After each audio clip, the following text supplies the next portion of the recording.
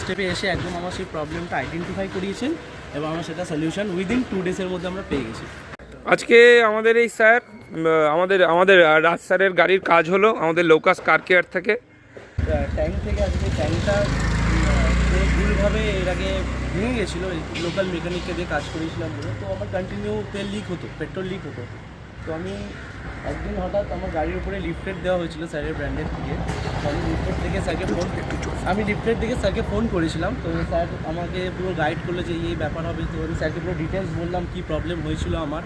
তো স্যার আসলেন, ভিজিট দিয়েছেন স্যারের মেকানিককে নিয়ে। স্যার দেখলেন, স্যার পুরো আমার প্রবলেম আইডেন্টিফাই করে স্যার আমার যে ফিউল পাম্পটা প্রবলেম হয়েছিল স্যার সঙ্গে সঙ্গেই চেষ্টা করছিলেন রাত্রের মধ্যে হয়ে যায়, কিন্তু প্রোডাক্টটা রাত্রের মধ্যে পাওয়া যায় না।